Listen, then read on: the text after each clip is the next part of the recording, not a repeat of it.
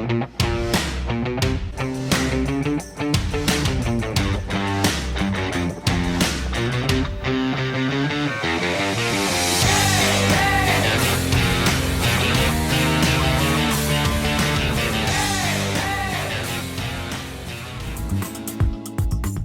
Rosie and Bill Show wish to thank our primary sponsors. The Malin Agency, located in Springfield, PA, where they take pride in exceeding expectations every time. The Roselli Agency. Brian and his team of insurance professionals have been serving the needs of Chester County for more than 2 decades. Anthony DeCecco and our friends at Tennis Addiction are ready to serve all your tennis needs at their beautiful facility in Exton, PA. Hi, everyone. Welcome to the Rosie and Bill Show. Our guest this week was named after a country music icon who's become one of his biggest influences. His 3 chords and the truth style of music is making waves on country radio and resonating with fans everywhere. Please welcome to the Rosie and Bill Show, singer, songwriter, and old school storyteller, Waylon Hanel. Hi, Waylon. Hey, how's it going, guys? We're great. Oh, Waylon, We're happy to have you. Good. I'm glad to be here. Absolutely. We're glad that you're glad. And what we wanted to do first, Waylon, was kind of turn the clock back a bit and go back to, I've heard you share this story before, and I'd love it if you could share it with our viewers. And it goes back to, I think it started when you were 8 years old. You first started asking for a guitar. Mm-hmm. Took a little while, but then at 15, you got it. And Yep. then almost as quickly as you received it, it was taken away. Exactly. So can you share that story with us? Yeah. So, like you said, when I was 8, I've always wanted an instrument, and Mom and Dad, they always told me no. They said, "Waylon, this is not a toy. It's not like your other ones. You can't break this one." So they kind of waited till I got a little bit older, and when I turned 15 for Christmas, I got my first guitar. So I taught myself how to play. It took me maybe 2 or 3 months to get all the chords down, and I was able to play songs. And I showed Mom and Dad the first few that I've learned. Walk the Line was my number one song that I've learned, or first song that I learned. And after I learned that, Ma goes, "Hey, you should try to sing, you should start doing that."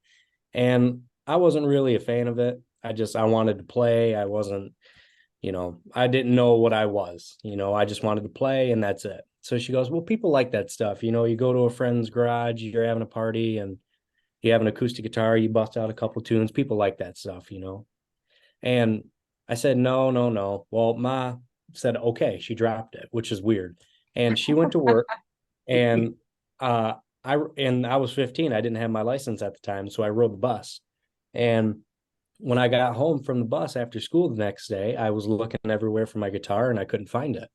And I'm like, what the heck's going on, So I called Ma on the phone because she was still at work, and she said, "Yeah, you're not getting that thing back until you at least try to sing." And that's kind of how it started.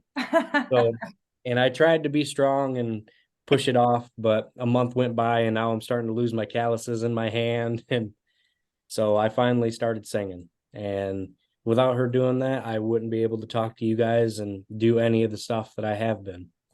It sounds like she was divinely inspired to push you in that direction.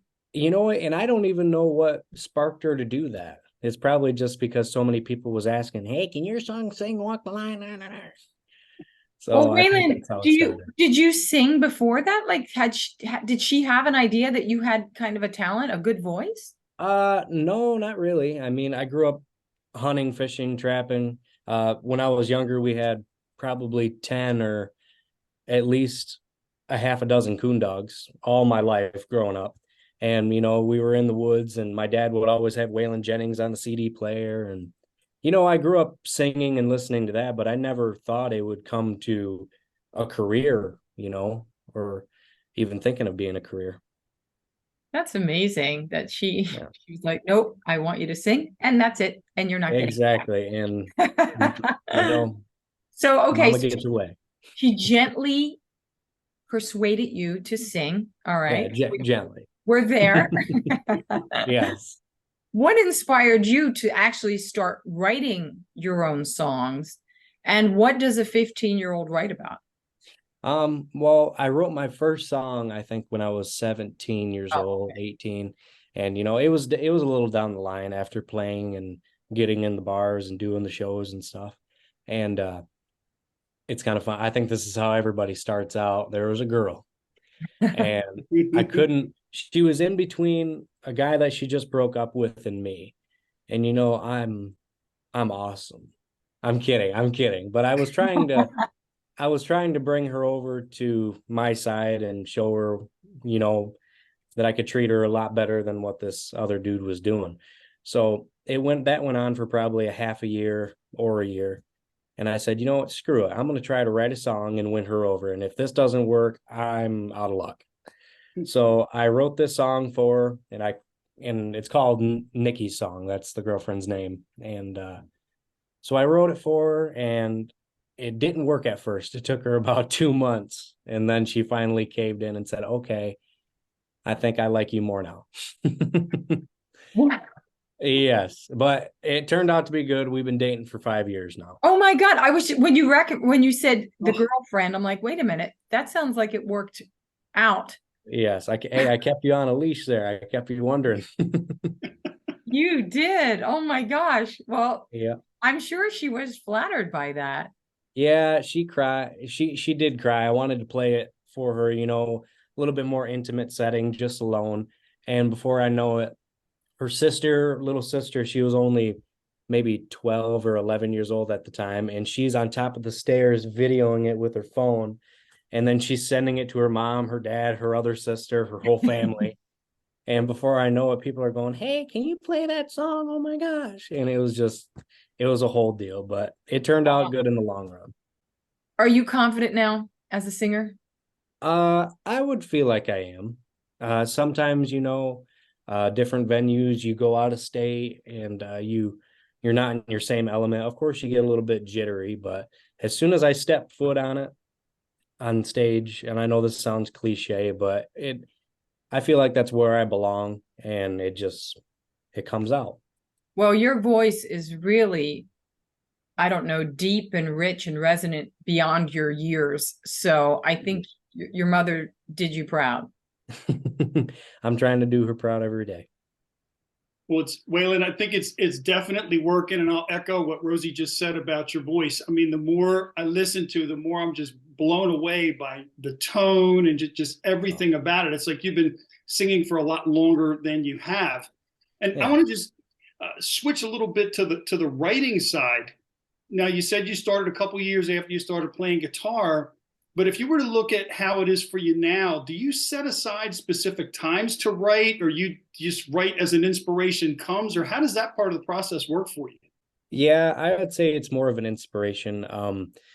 So how I really got into songwriting, of course, was the story I shared before, but how I really got into it was a local radio disc jockey up where I live. His name is Dan Richards, and great guy. His wife, Georgianne, is such a sweet woman.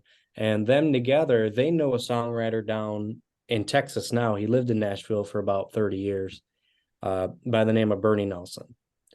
And I don't know if you guys are familiar with him, but Bernie has written for Conway Twitty, Confederate Railroad, Winona Judd, Kenny Chesney, you name it. He has a bunch of number ones hits. He's a very successful songwriter. And Dan and Georgianne, after seeing me play for the first time, they said we should hook him up with Bernie. And they actually flew me down to Texas. They used their own money and their own cash and kindness out of their heart to send me down there, my whole family, my mom, my dad. And I was able to write songs with him for about a week. And he was teaching me what to do, what not to do, how to come with titles, how to do all that kind of stuff, And from that, I feel like my writing has grown tremendously. I might not be able to write Daddy Never Was Cadillac Kind, but I feel like the more you write, the better you get, and that goes with anything. No, that's a great point. And I mean, that had to be an amazing experience to go down there. Like I said, Yeah. We haven't had him on the show, but definitely know of his work. And one of the all-time best for sure. I mean, what was it like just walking into the room and being in his presence? It was crazy, man. So he said when we flew down, he lives in Fredericksburg, Texas. That's where he's living now. It's probably about an hour and a half away from Austin, straight west. And the first time I ever met him, um, I was texting back and forth on the phone, and he said, "Hey, let's meet at a steakhouse right downtown, and then you can ride with me out to the house, and we'll get started." I'm like, "Oh man, we're gonna jump right into it." So I met him at Crossroads. It's a steakhouse down there, right in town, and he's got the cowboy hat on, the denim shirt, and so as soon as I went up, shook his hand, he goes, "Well, this place is not cool right now. Let's go over here." So we jumped like 3 or 4 restaurants right in a row, and I wasn't able to talk to him because we had to follow him in the car. And then we sat down, we watched him play with the band, and we went home. And just being in his truck, around his side, walking in his house, all within a short amount of time, it made me think again. I'm like, holy crap, I'm with Bernie Nelson right now, #1 songwriter. It's like I had no time to process that until I was sitting on his couch, When you look back at some of the songs that Bernie's written and some of your influences, and you go back that 20, 30-year time frame, and whether it's Waylon or Merle or Johnny Cash, that music, even with someone your age today, still resonates. I mean, what is it that you think about that music that allows it to stand the test of time the way it does? Well, just like Rosie said, it's 3 chords and the truth, and that's mainly what I strive for. There's a lyric in one of my songs, and it's not raunchy, but it's pretty broad and to the point. And I don't know how you guys feel about swearing on this show. You can share. Yeah. But all right. But the last lyric is, "If you don't like my music, you can kiss my ass." And I feel like that's a pretty bold statement. And that's 100% what I believe, what Bernie believes. And that's why we wrote that song. It sounds like a David Allan Coe song. That's what I was thinking too. Oh man, I'm gonna have to put out an X-rated album here soon. I'm kidding. Well, the truth will set you free. I mean, it feels like people are successful when they're authentic. Yes, it's very true. If you're true to yourself and you're honest and humble, and you're not afraid to be blunt, and you're not afraid to share your opinion, I feel like that goes a long way. Honesty, being nice, being kind goes a long way, and being able to stick to your guns, and that's 100% what I believe. Well, Waylon, I'll tell you what's really interesting with that is we just recently interviewed someone who I know you're familiar with, Colt Barber. Yes. And Colt had a meal with the other Waylon, the Waylon Jennings guy. Yeah. And Waylon shared almost exactly what you just said with Colt. Mm-hmm. And he carries that message about just being true to yourself and your music and everything to this day. So you've got it as well. So kudos to you for that. Was there anything other than country ever for you musically? Country music has always been a part of my life. Like I said, on the CD player, and when we're pulling coons out of the trees and loading the dogs back up in the box, I remember Ray Scott, My Kind of Music, was playing. Waylon Jennings was playing. David Allan Coe was playing, and that music stuck with me. And of course, I listened to some Southern rock, CCR, Leonard Skinner, all that kind of stuff. But country really stood out to me, especially Waylon Jennings. I go, hey, that guy has the same name as me. And my parents go, no, you have the same name as him. They had to correct me. But I mean, that's how I kind of got brought up and starting to like country music. You have a lot of tour dates booked, and you're really young. You've opened for some major people. What have you learned from those experiences? Is there anything that sticks out to you as like a gem? So there's 2 of them. There's 2 of them. And I know it sounds stupid for me being able to open for all these world-class people, but the 2 that stuck out was my very first opener. And then I'll get to the second one. But the first one was Trace Adkins. That was the very first person I ever opened up for on the major scale.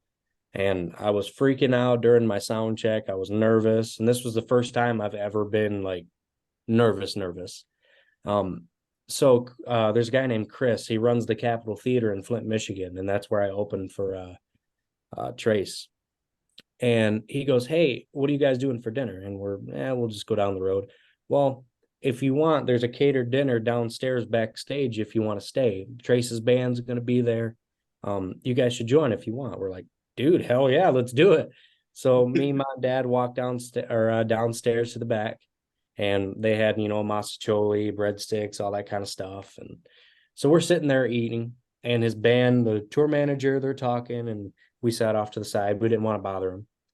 And I see this big metal door swing open behind me. And this cute blonde chick walked out, a little Chihuahua dog, and then this 6'9" dude with a ponytail.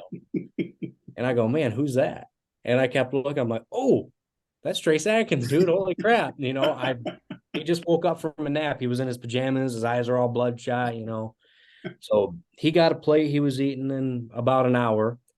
And I was feeding his dog breadsticks underneath the table. So hopefully he didn't have an accident on the carpet later. But anyway, so Trace got up from his seat and walked over to me, and in that voice, "So you're the boy who's opening for me, huh?" And it was just so cool, and I'm like, "Yes, sir, I am. My name's Waylon." He goes, "I know your name. I read you on the flyer. Let's get a picture together." And he just approached me and he wanted to get a picture, and it was just so cool. And he took 15 minutes to talk to me. And what's cool is we didn't even talk about music. We talked about other things. We talked about, what do you like to do in your spare time? What do you and dad do for work? And it was crazy, man. And the best part about that whole thing is before he walked over to me, he took a bite and he was grunting and moaning. He's like, "Oh God, my shoulder's killing me."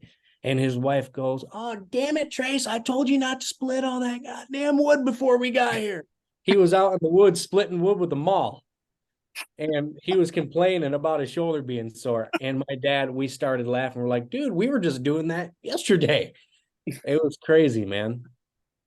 Wow. It doesn't get any better than that. That's for sure. No, it doesn't. And right there, it showed me that he was just like us, normal and outdoors, and just down home dude. And relatable, really relatable. Exactly. Relatable is a good word. Yes. Yeah, if I remember correctly, before his musical career, he worked on oil rigs down south. Yes. Because that's how he had that accident with his finger. Yeah. It was on an oil rig, I believe. Mm-hmm. No, you know what? I noticed that his pinky curls in like this. Yeah, I think it had to be reattached, or it was a pretty bad accident, if I recall correctly. But yeah, it didn't impact that deep voice at all. So it's no, not at all. If anything, it made it better. Yeah. Now you said there was one other one too. What was the second one? Yeah. So the other one, it was Jody Messina. I opened up for her in Jackson, Michigan. Flint is right here, I believe, if I'm looking at it right. Flint's right here, and Jackson is way over here. Okay. So we drove over there with the trailer, and we just got in there, and we were setting up the merch table, and it was pretty close to Jody's, and we saw her tour bus out there, but I don't want to be the guy to interrupt and try to get on their bus and all that. I want them to have their own space, and plus it was wintertime, so I didn't want her to catch a cold. But anyway, we just got done setting up the merch table, and I look up and I saw Jody Messina slip out the back door and go into the back parking lot. And I'm like, "Hey, I'm gonna go try to snag a quick picture with her, leave her alone, and then we'll go have dinner," because we were gonna go have dinner down the road. Mom and dad's like, okay. And I opened the back door and I look out there, and Jody Messina, I'm not kidding. It's all skyscrapers around us. And she's in the middle of the parking lot with her hands out doing this. And I was just so blown away. So I'm looking at her, and it just started snowing. Oh. And I said, "Miss Messina, are you okay?" And I didn't know what to say. That's what I said. And she goes, "It's snowing. Oh my God, it's snowing." And she didn't know me. She doesn't know who I am. She knows that there's an opener, but she doesn't know that it's me. So and she goes, "Come here." So I ran right over there, and she made me put my arm around her, and we're dancing in the snow and all that. Oh my gosh.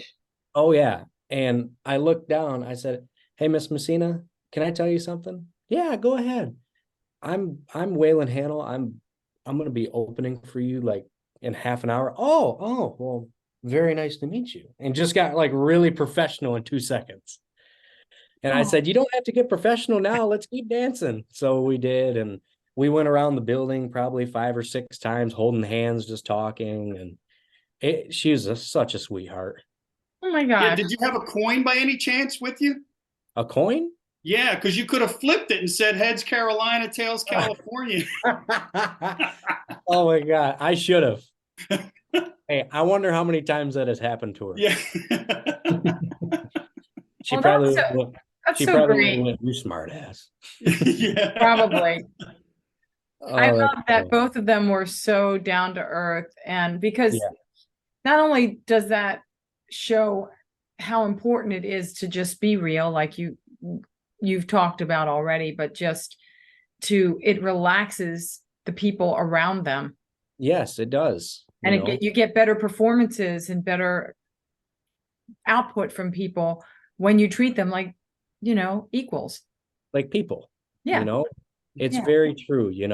And just like that, um, those are two of my greatest memories, and I remember every single detail about it, you Right. know, and just from them, like I said, being nice. Yeah. That's Yeah. that's really Being important. nice goes a long way. That's a test of fame. You really have to remember Yep, that and continue to be nice. So remember that, Waylon. Okay. I will. I will. I'm pretty, Right yeah, I here. think you've got that part down pretty well. Yeah. Now, I'm Waylon, trying. I'd be remiss if I didn't ask you about new Old Outlaws, okay, your new single. So I was thinking about asking like what inspired it, although I think that should be kind of easy to tell, but tell us about the song. So me and Bernie, this was last year when we wrote this song. I was down in his house in his cabin in Fredericksburg, and we just got done writing a song called "New Old Cowboys." And it took us probably 3-4 hours to write. Great song. And we got burnt out a little bit. So Bernie says, "Let's take a drive." So we took a drive down the road, probably 20 minutes. And we stopped at the gas station, got some snacks. And on the way back, Bernie goes, "Do you really like that song?" And I'm like, yeah, I really like it. It's a good story, because we were talking about, Lane Frost, Tuff Hedeman, John Wayne, Chris Ledoux. Just a great song, New Old Cowboys. And Bernie goes, "Well, I want to change it. I want to change one word in the title." I go, "Okay. Well, what do you want to change it to?" And he said, "New Old Outlaws." And I was instantly hooked. But I told him, I said, "Well, if we change the title, we have to write a new song. You can't just change it and blah, blah, blah." He goes, "Oh, yeah, I knew that." So I started thinking my brains out. The last 5 minutes, we were on our way back, and we get back to the coffee table, and I have a melody in my head, and Bernie's playing the same melody.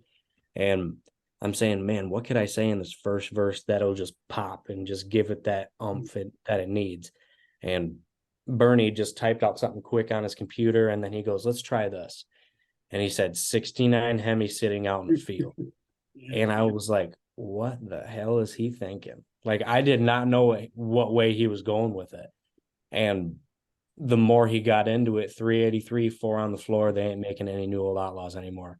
And I'm like, boom, that's it.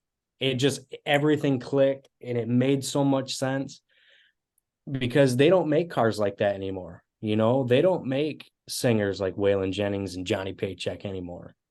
And that's what inspired us to write that song. And that song fell out in about an hour and a half. Wow.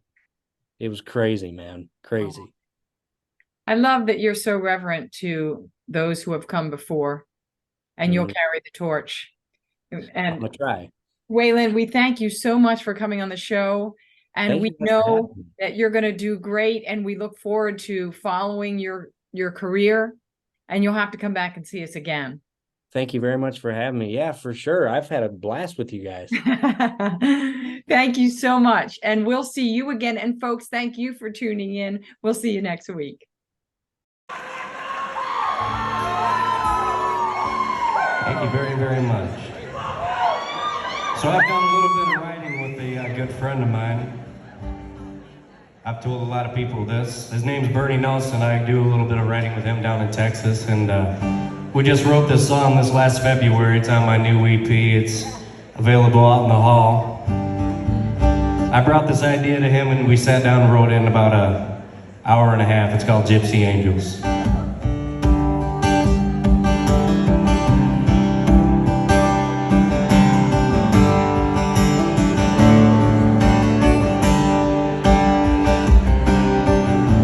One day at a time, it's what they tell him every night. He stops in to see his A friends, but he's got demons he can't lose. Sometimes he thinks, hell, what's the use? You're probably gonna catch me in the end. He says, damn this rain, damn that war, damn that girl who swore she loved me, just walked out that door. Sometimes this life is just too painful. So damn this whiskey and my gypsy angels. Well, they're never there when he needs them, and he wonders if they see him every time he takes another drink. And with each and every swallow, he prays, Jesus, take this bottle and pour what's left of it down the sink. He says, damn this rain, damn that war, damn that girl who swore she loved me, just walked out that door. Sometimes this life is just too painful. So damn this whiskey and my gypsy angels. And he wonders if he's flying too fast, and he wonders if they gave up on him somewhere in his past. Did he lose them back there somewhere in the dust? If he just slows down, maybe they'll catch up.